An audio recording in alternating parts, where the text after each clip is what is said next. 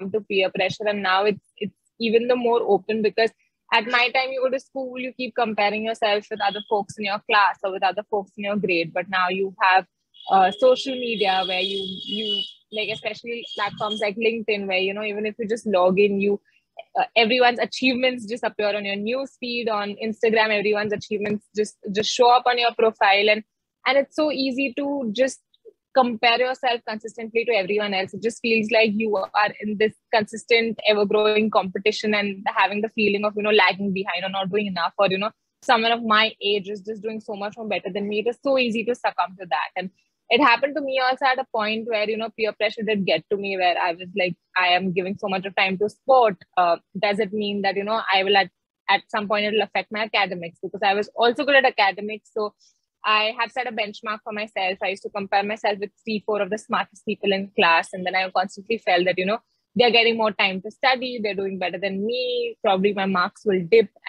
And then starting to be too harsh on yourself, or starting to just be like, are you doing this right? Are you taking the right set of decisions? So I think this entire aspect of self introspection, how it helped me academically, was just understanding myself and telling myself that your decisions or your choices are different. Even if in a particular semester or a particular subject your grades do dip, or you don't continue to top that subject like you did previously, learn to look at the larger picture of being able to pursue a beautiful sport, the larger picture of learning to play for India, even if that makes your life very different, even if you end up missing on a few events in school or college, or don't get to enjoy school or college life as much as your friends, or you miss on to a few social events. You have to decide what is more important for you and what your priorities are at this stage, or what matters to you the most. So I think that was one important thing that I learned. And this really, really helped me on when I decided to pursue chartered accountancy, because I did it after graduation. And when I started the course, most of my friends were already 3 years into the course. So I was like very late to the party. And it was a very lonely journey for me throughout, because my friends were like already in the final leg of it, whereas I was just getting started. And then it being a very rigorous professional course, the entire uncertainty about whether you will finish, you'll get the end of it, will you even clear the CA final exams. But having this understanding about that it's okay. I mean, just because I started off late, that doesn't mean I'm lagging behind. That doesn't mean that I'm inferior, or that doesn't mean that I screwed up my career in any way. It really helped me, sail through it alone. It was a very lonely journey, but at the end of it, I did make it to the other side, and I'm so glad that I still took the decision to do it. I stayed strong to it, and I proved myself that you own your own career. Like, don't try to compare your trajectory to someone else, or don't even undermine yourself just because you got somewhere a little later than what your peers or friends got there. I'm sure you're invited to talk in a lot of forums, and also make sure that these girls get a lot from you. So, do you have these moments, and has that inspired you in any way? How you are an inspiration?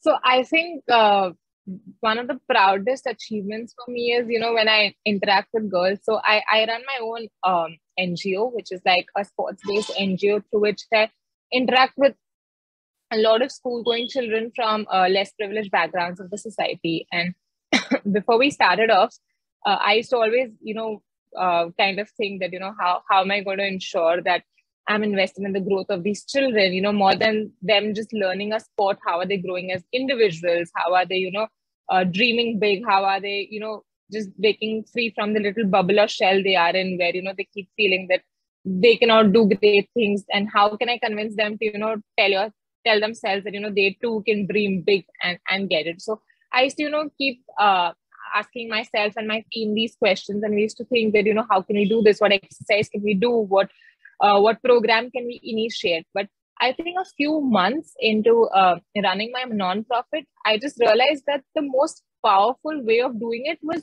just being myself. I realized that being myself in itself was such an empowering act, because the girls in the cohort that I used to work with, they used to just observe me, and the little things they picked up just from observing me was so positive and was so influential. Like, they used to come up to me, and they used to ask me basic questions like, Didi, you pursue sport, and even we want to do that when you grow up. So I realized that having a role model or someone you can look up to is so important. And I knew that this was their first subtle step of actually telling themselves that, I can also dream and I can also accomplish my dreams. When they used to see me pursue sport, they used to be convinced that, even girls are good at sports and it's not just a boy thing. When they used to see me and my co-founder Sarthak work together, it used to convince them that, even a girl and a boy can be on the same team at par. So we are equals.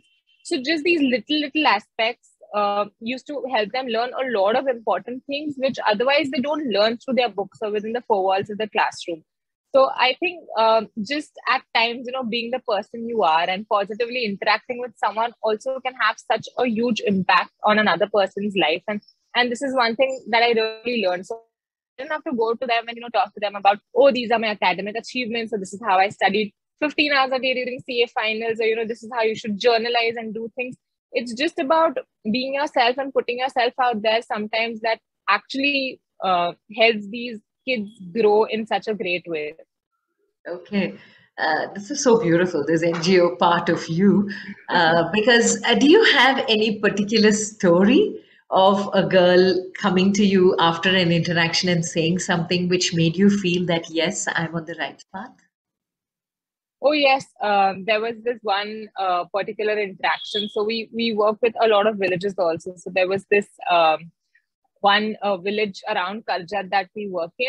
And there was this one point where, she came up to me and she basically just told me that, because of you, I have gone home and I have convinced my parents that, I can too do sports. And they were basically not getting convinced because they were like, sports is not a girl thing, it's a boy thing. That is not what girls can excel at. But then she beautifully explained to me, that how I gave your example, how I told them that, in spite of you doing sport, it didn't affect any other aspect of your career. You did something like CA and now you're running your own organization. So in no way it's going to give me like too much of freedom, or in no way it's going to, affect other aspects of my life, or in no way, like they always fear that, if they give their children a lot of freedom, they'll probably go on the wrong path, or they'll probably just stop listening to them or something of that sort. So she just told me how beautifully she ended up giving my example, and because I had interacted with her parents also in some capacity, they were kind of aware of me, how I am, and the work I do,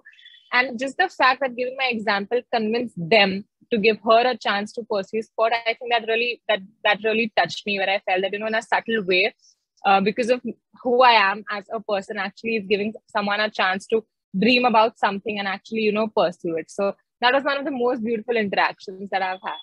And how old was she? Oh, she was just 12 years old. Oh my God. The 12, 13 is such an impressionable age.